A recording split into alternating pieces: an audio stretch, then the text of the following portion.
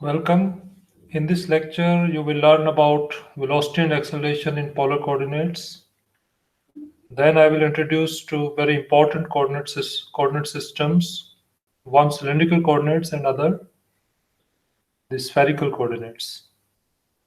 So let's first see velocity and acceleration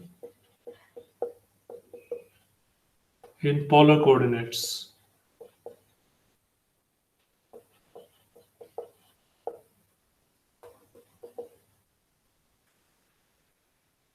You have already learned velocity and acceleration in Cartesian coordinates. Do you recall the tangential component, normal component? Here, suppose this is the path of the moving particle. P r theta is its position at any time t.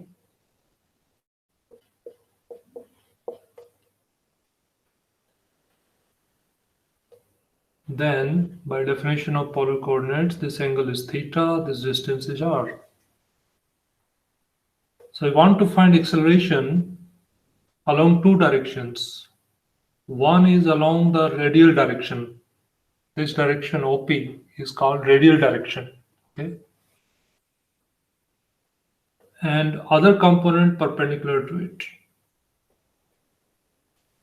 To do so, I need two unit vectors, one along radial direction and other along transverse direction. The perpendicular direction is called transverse direction.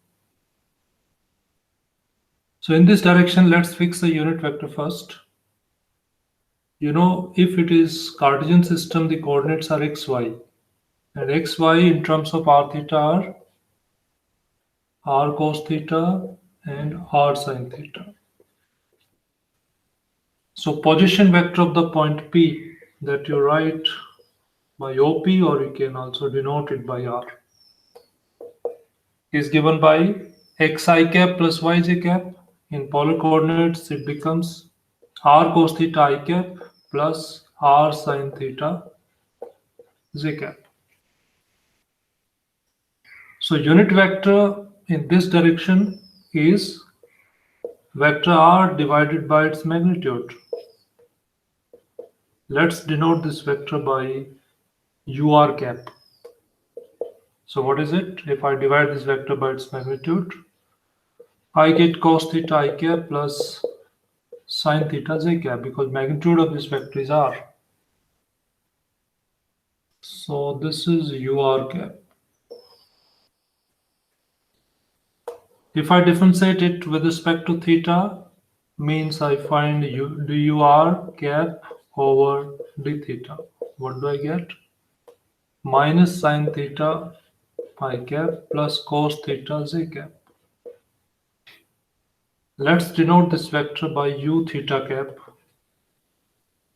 U theta cap is clearly a vector of unit magnitude, and also ur cap dot u theta cap is 0. You can do the dot product and see the dot product is 0.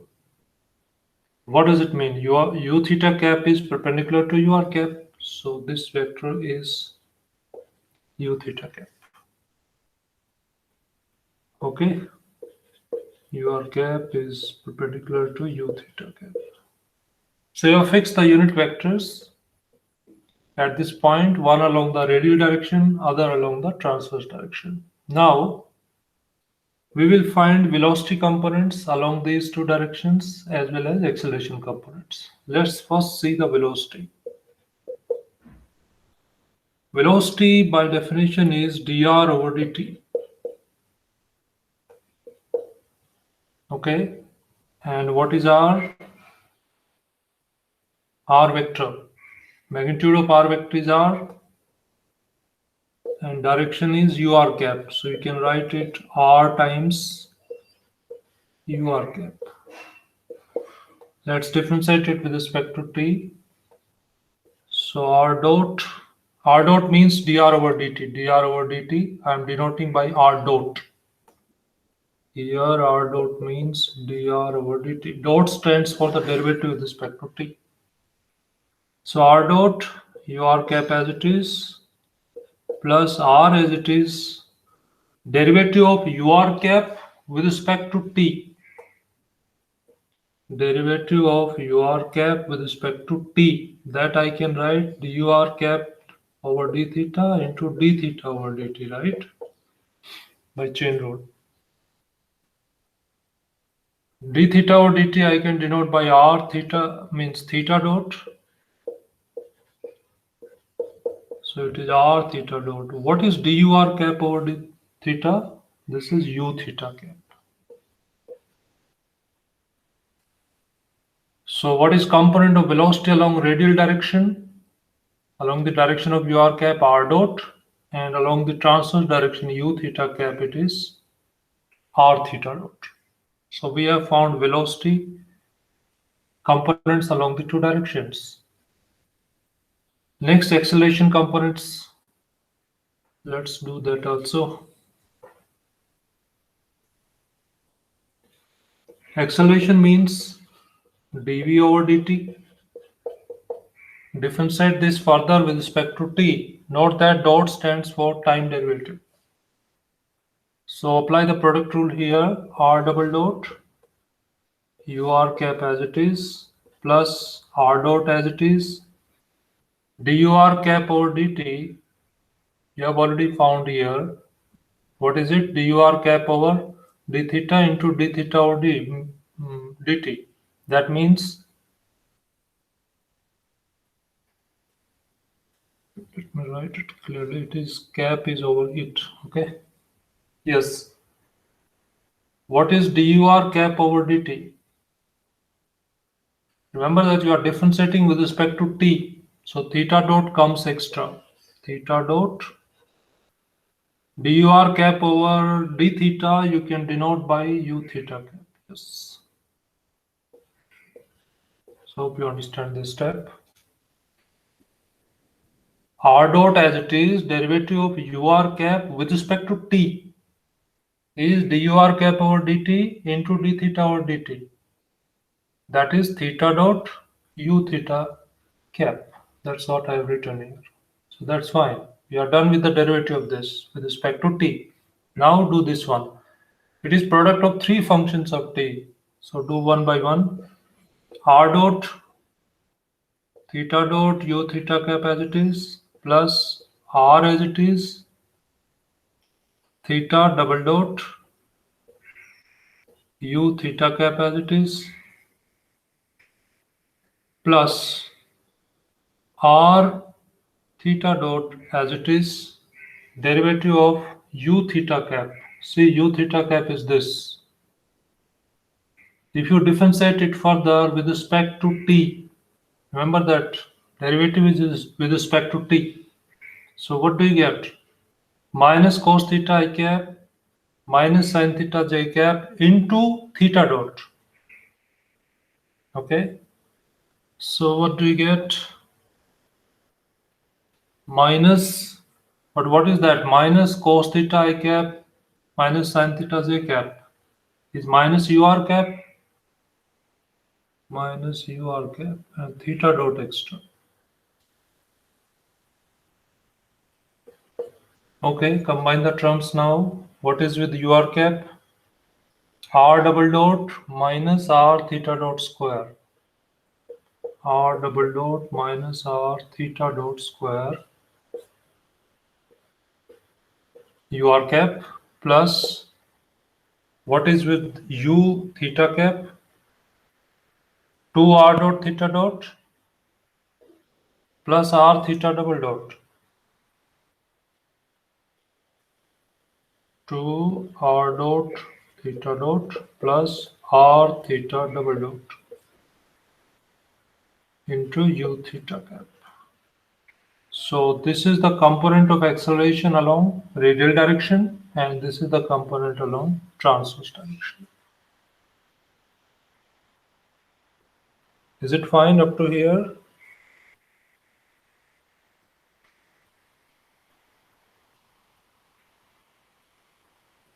Okay, so that's good. So you have found velocity along radial and transverse directions as well as acceleration components along radial and transverse directions. So this was our first purpose in today's lecture. Now, if you want to extend the equations of motion in 3D, in three-dimensional space, say Z is also there. So what is the third component here? Zk cap. What changes would take place in all the derivatives? Means in all these calculations. You can check yourself. Only first derivative of Z would be added here, Z dot k cap. And in acceleration, second component would be added. Second derivative of Z with respect to t would appear in the acceleration expression. So hope you understand this. In 3D space, there is one extra component, zk cap. So accordingly, in all these calculations, what would be the final change in velocity and acceleration? In velocity, third component is z dot k cap, and in acceleration, it is z double dot k cap. Also, this k cap, you see, the ur cap, u theta cap are lying in the xy plane. K cap is along z axis, so naturally k cap is perpendicular to both. So these three vectors means ur cap, u theta cap, and k cap are mutually orthogonal. Just like I cap, j cap, k cap that you know in standard Cartesian system, these are mutually orthogonal unit vectors. They form a right-handed triangle. Okay. In fact, these coordinates, there are the coordinates defined by r theta z. We call these cylindrical coordinates. Cylindrical coordinates. So what are cylindrical coordinates?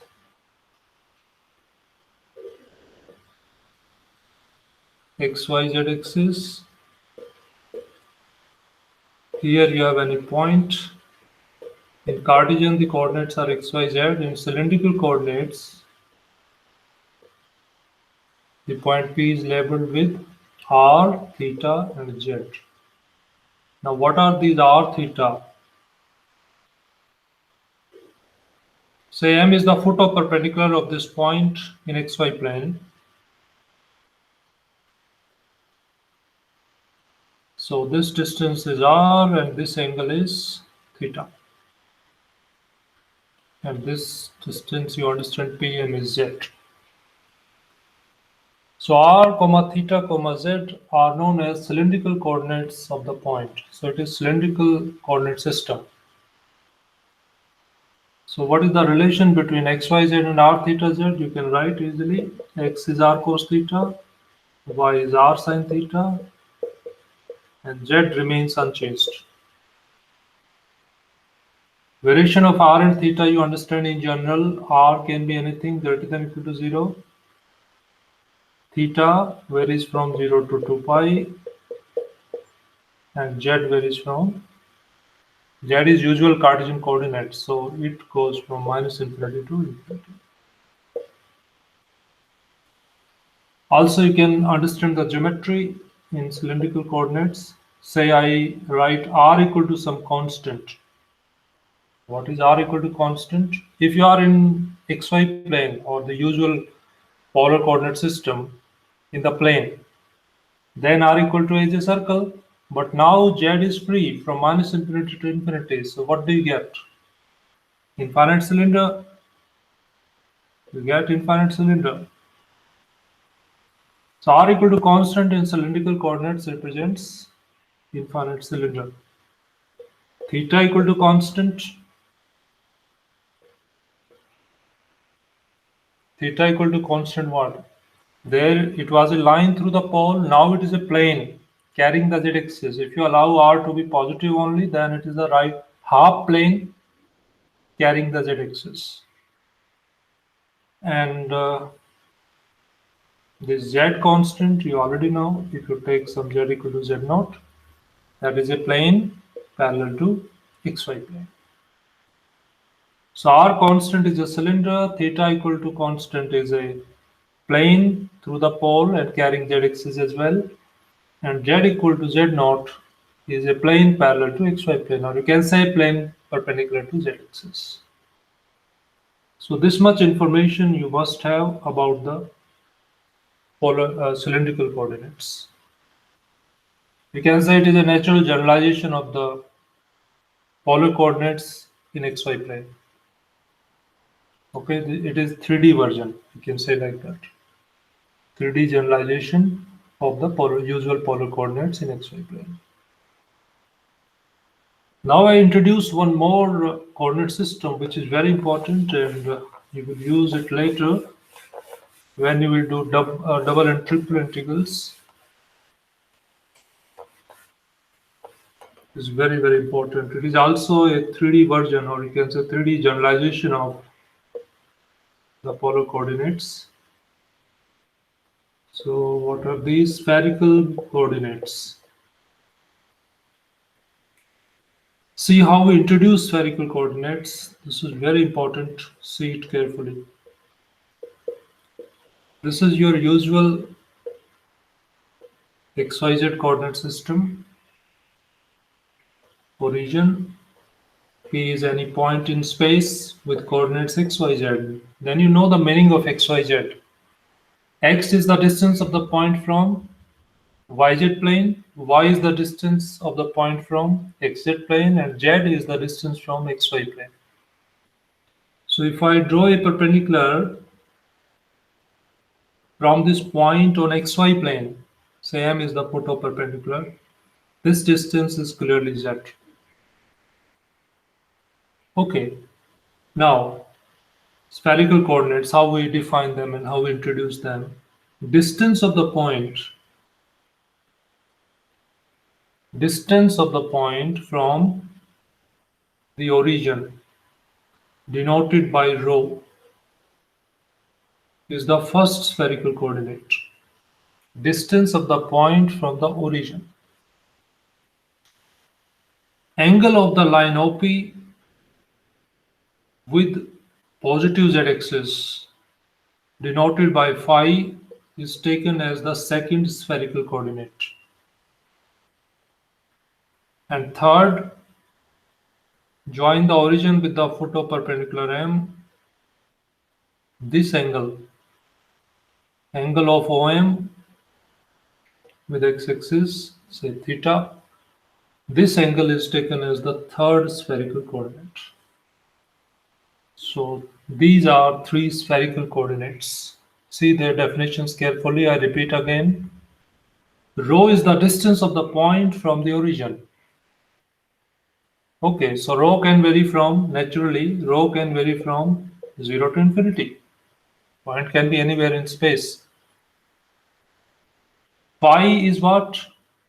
Angle of OP with positive z-axis. Now can you tell me the variation of phi? At most your point can go opposite to z-axis, right? Opposite to this, phi can be pi, starting from 0 to pi. It cannot exceed pi. Okay? So phi varies from 0 to pi. Getting?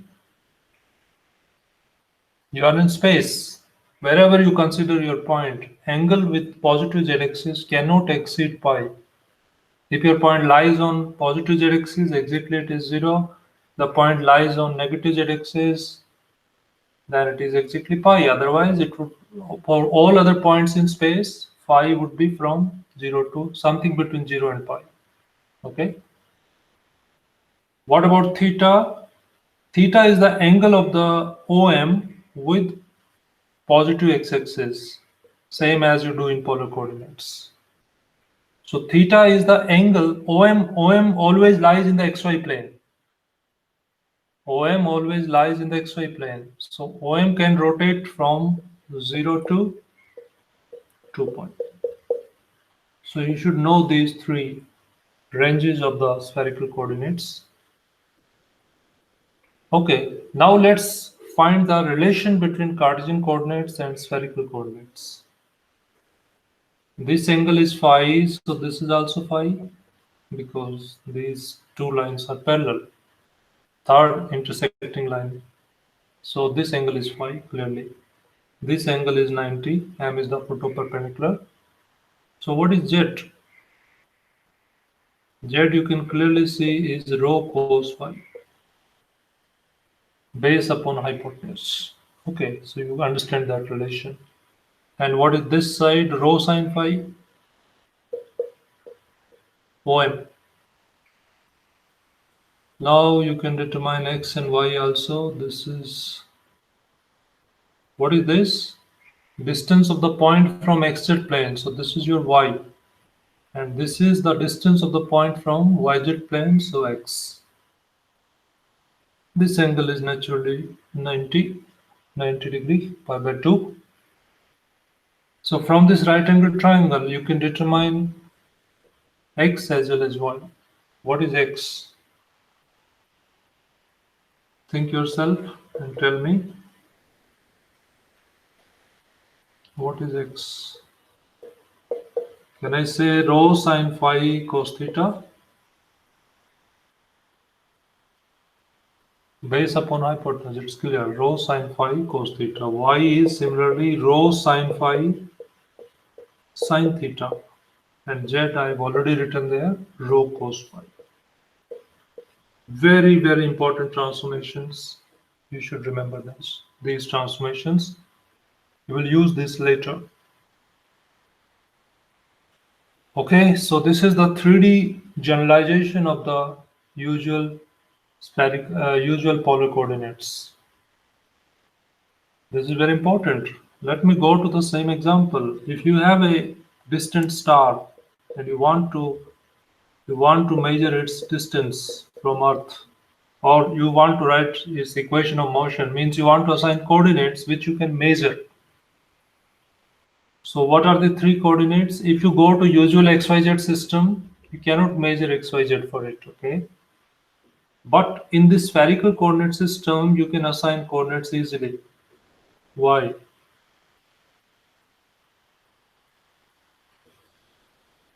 This distance you can measure by measuring the amount of time taken from the star to the Earth.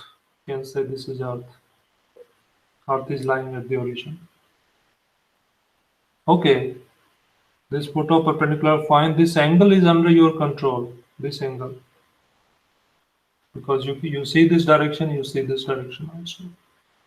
And again, you have this direction. Again, you can measure this angle. You can measure phi. You can measure theta, and this you can measure experimentally. That is wrong.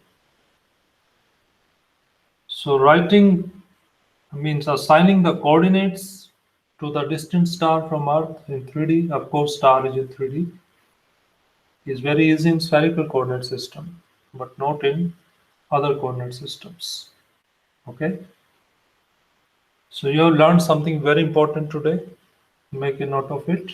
These are spherical coordinates rho phi theta. These are the equations of transformation from xyz to rho phi theta, and these are the variations of rho phi theta. We can also think about the geometry. If rho is constant, what is it? Rho is constant, what is it? Square and add these three. Square and add. See what we get. Okay, let me write it this way. Rho square equal to a square. Square and add. You will find x square plus y square plus z square equal to a square. You can check it.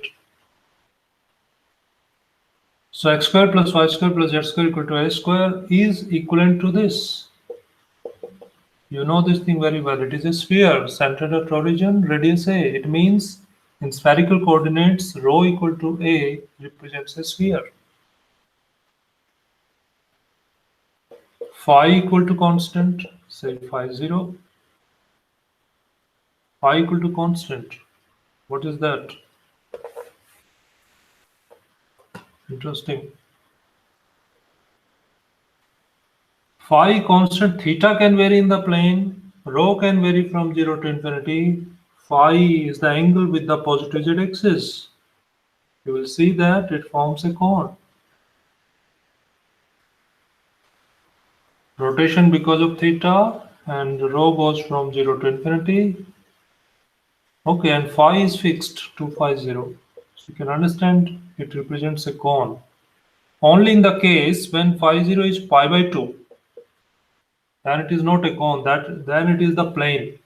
Which plane? XY plane. You can check it from here also. If I put phi equal to pi by 2 in these equations, see what I get. Phi equal to pi by 2, then x is rho cos theta, y is rho sin theta, and z is 0. That exactly happens in xy plane. You know, these are polar coordinates of xy in xy plane. And in xy plane, z is naturally 0. So except phi equal to pi by 2, phi equal to constant represents a cone. Phi equal to pi by 2 is a plane. If you increase more than pi by 2, then the cone is the opposite, happens on the opposite side. Okay, and what about theta constant? Theta is this angle with x-axis. So fixing it means you can vary rho and you can vary phi. Phi goes from 0 to pi. So you will get half plane. Half plane carrying, of course, z-axis. Half plane carrying z-axis. So this way you can think about the geometry in spherical coordinates, but it is a very important coordinate system. You will use it later. It is not given in chapter 13, but later you will use it. So I found this opportunity to introduce you these different coordinate systems because here is the context. Now, what coordinate systems you are familiar in xy plane? One is usual xy coordinates that you know these are Cartesian coordinates, then r theta. R theta are polar coordinates of the same point in the plane. In 3D, what coordinate systems you know? Cylindrical coordinates. Okay, before that you should also note down the relations. What is the relation between xy r theta? X is r cos theta, y is r sin theta. Okay, in cylindrical coordinates, what are the coordinates of the point in cylindrical system? R theta z. Okay, and in spherical, rho phi theta. That I've already written here, the transformations from xyz to rho phi theta. For this, r theta are connected to xy using these relations and z remains z. So these are, you can say, 3D versions of the polar coordinates in the plane. Okay, cylindrical coordinates and spherical coordinates. You should remember these transformations. You should remember the variations of rho phi theta as well as r theta. Okay, so hope you understand all this. So with this, both the chapters are over. Actually, today's lecture is part of chapter number 13.